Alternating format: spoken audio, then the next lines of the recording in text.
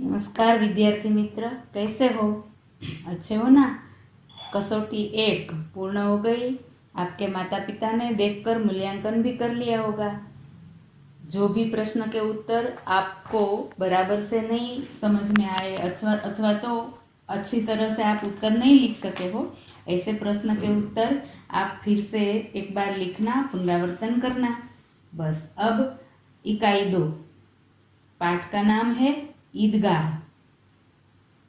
उसके लेखक है प्रेमचंद। मुंशी प्रेमचंद का जन्म उत्तर प्रदेश के वाराणसी के पास लम्ही गांव में हुआ था। उनका बचपन का नाम धनपत राय था। शुरुआत में जब उन्होंने लिखना शुरू किया तो नवाब राय उपनाम से उर्दू में लिखते थे। बाद में प्रेमचंद नाम से हिंदी में लिखने लगे और मैट्रिक उत्तीर्ण होते ही अध्यापक बने। परंतु गांधी जी के असहयोग आंदोलन में सक्रिय होने के लिए उन्होंने सरकारी नौकरी त्याग दी। इस तरह उनका लिखना भी होता रहा। गोदान उनकी सर्वश्रेष्ठ रचना है, उपन्यास है। मुंशी प्रेमचंद को उपन्यास सम्राट कहा जाता है। उपन्यास यानी कि जिसे हम नवल कथा कहते हैं गुजराती में, उसे हिंदी में उपन्यास कहा जाता है। उनकी कहानियां मानसरोवर भाग 1 से 8 में संकलित है। जागरण तथा हंस पत्रिकाओं का संपादन भी किया था। उनकी लेखन की रीत में भाषा जो लिखी है, उन्होंने उपन्यास लिखे हैं, उनकी भाषा बोलचाल के निकट ही की है, यानी कि जो हम बोलते हैं वैसी ही भाषा में उन्होंने लिखना चाहा है और लिखा है। ईदगाह मुंशी प्रेमचंद की अमर कहानी है। कहानी क्या है? तो एक बालक है, उनके माता पिता नहीं है, उनकी मृत्यु हो चुकी है, अपनी दादी के साथ रहता है, बहुत ही गरीब है, घर में खाने के लिए भी कुछ नहीं है, अच्छे कपड़े भी नहीं है, जूते की तो बात ही नहीं है। वह रमजान ईद के दिन अपने दोस्तों के साथ ईदगाह जाता है। उनके पास 3 ही पैसे हैं। ईदगाह के मेले में जाने पर भी वह उन पैसों में से एक भी पैसा अपने लिए खर्च नहीं करता। उनके पास जो 3 पैसे हैं, 3 पैसों से वे अपनी दादी के लिए लोहे का चिमटा लेता है, क्योंकि दादी जब रोटियां बनाती है तो हाथ से रोटियां सेकती है तो दादी के हाथ जल जाते हैं। वे सोचता है कि चिमटा लेने से दादी के काम की एक चीज हो जाएगी, उनके हाथ नहीं जलेंगे। अब चिमटे की खरीदारी में उनका दादी के प्रति प्रेम, उपयोगी चीज खरीदने की विवेकपूर्ण बुद्धिमत्ता प्रकट होती है। और जब हम यह कहानी सुनते हैं, पढ़ते हैं, तो इतने छोटे से बालक हामिद के त्याग, सद्भाव और विवेक को देखकर भाव विभोर हो जाते हैं। कहानी क्या है? तो रमजान महीना शुरू हुआ। मुसलमानों का 9वां महीना रमजान महीना होता है, पवित्र है। रमजान महीने में 30 दिन तक मुसलमान लोग रोजा रखते हैं। रोजा यानी कि उपवास। तो कैसे करते हैं? तो सूर्योदय से 1 घड़ी से पहले वे खाना खा लेते हैं और सूर्यास्त के 1 घड़ी के बाद खाना खाते हैं। तब तक पानी की एक बूंद भी गले के नीचे नहीं उतारते। 30 दिन तक ऐसे उपवास करते हैं। फिर ईद आती है, रमजान ईद कहते हैं उसे। और ईद के दिन लोग एक साथ मिलकर ईदगाह पर नमाज अदा करते हैं। सब साथ मिलकर नमाज अदा करते हैं और वहां मेला लगता है ईदगाह पर, और सब लोग मेले में जाते हैं, घूमते हैं, फिरते हैं, आनंद करते हैं। बच्चे अपने मनोरंजन के जो साधन होते हैं वहां जाते हैं।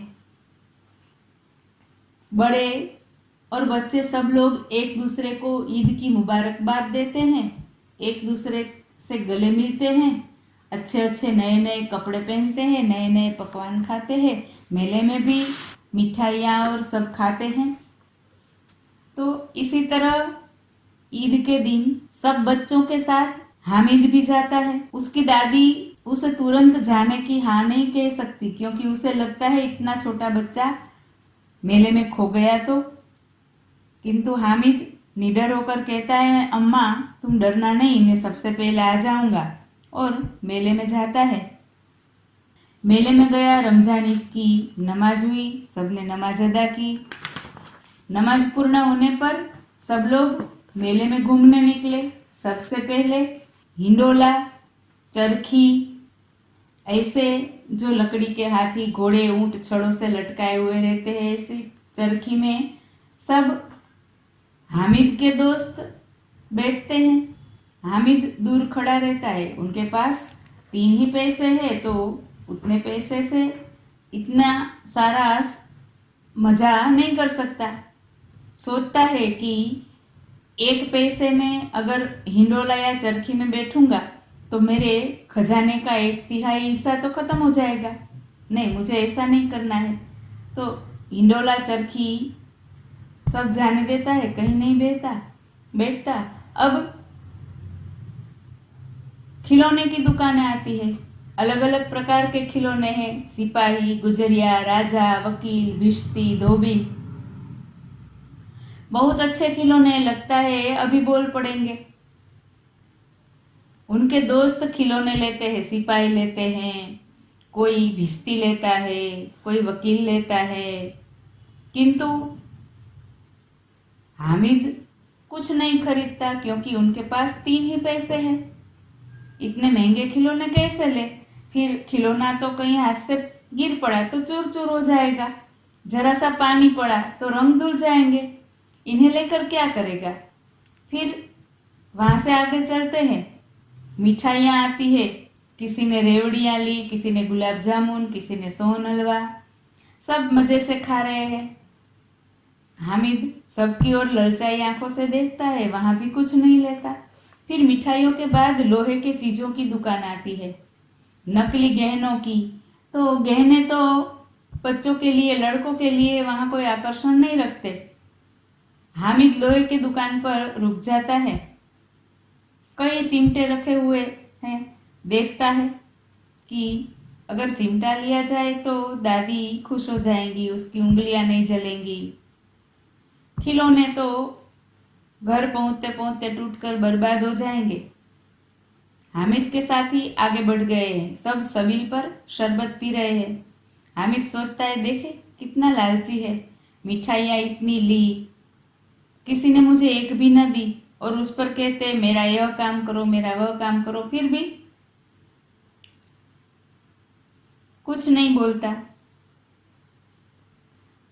सोचता है कि हाँ, मैं चिमटा लेकर जाऊंगा तो अम्मा खुश हो जाएगी, मेरा बच्चा चिमटा लाया है, ऐसा करके मुझे दुआएं देंगी। और बड़ों की दुआएं सीधी अल्लाह के दरबार में पहुंचती और तुरंत सुनी जाती है।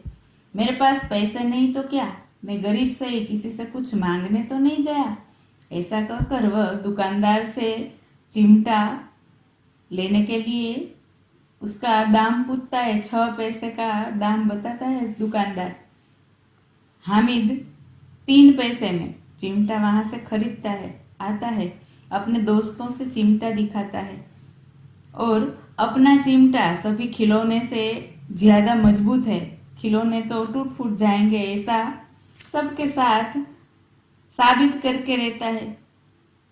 फिर सबको भी अच्छा लगा कि हाँ, हामिद ने तो 3 पैसे में रंग जमा लिया। सब उनके साथ अपनी अपनी चीजें बांटने लगे, और ऐसा करते करते मेले में से सब घर आए। घर आकर सबसे खिलौने टूट गए, लेकिन हामिद का चिमटा, उसे कुछ नहीं हुआ। अब हामिद को क्या हुआ? हामिद अपने घर आया, दौड़कर दादी के पास बैठा, दादी की गोद में बैठा। दादी ने उसके हाथ में लोहे का चिमटा देखा और चौंक गई कि ये क्या है। हामिद ने कहा, मैं खरीद कर लाया हूँ। कितने पैसे में? 3 पैसे में। दादी को दुख हुआ कि अरे कैसा बेसमझ लड़का है, पूरा दिन मेले में रहा, घुमा फिरा, न कुछ खाया पिया और लाया क्या? लोहे का चिमटा। उसने दुख प्रकट किया कि अरे ये क्या। किंतु हामिद ने धीरे से कहा कि तुम्हारी उंगलियां जल जाती थी इसलिए मैंने लिया। अब बुढ़िया का क्रोध एकदम से स्नेह में बदल गया। उसने सोचा कि इतने छोटे से बच्चे में कितना त्याग, कितना सद्भाव, कितना विवेक है। दूसरे को खिलौने लेते देख, मिठाइयाँ खाते देख इसका मन कितना ललचाया होगा। फिर इसने कितना धीरज धरा होगा। अब उसका मन गदगद हो गया। वह रोने लगी, दामन फैलाकर हामिद को दुआएं देने लगी और उसकी आंखों से आंसू गिरने लगे और अपने पोते पर बहुत प्रेम प्रकट करने लगी। बहुत ही अच्छी कहानी है। इतना छोटा सा बच्चा, पर उसमें कितनी समझ, कितना विवेक आदि है। अब आपको गृह कार्य में क्या करना है सोचे तो शब्दार्थ में जो शब्दार्थ दिए गए हैं वह शब्दार्थ आपको एक बार रफ नोट में लिखकर कंठस्थ करने हैं। फिर क्या करना है तो आपको इकाई 2 ईदगाह इकाई में आप एक बार इकाई का वाचन करना, सस्वर वाचन करते करते आपको जब कोई ऐसा शब्द दिखाई दे कि उसका अर्थ आपको मालूम नहीं है, ऐसे शब्द आप अलग से अपनी रफ नोट में लिखना। अगले तास में मैं ऐसे ही शब्द के अर्थ बताऊंगी और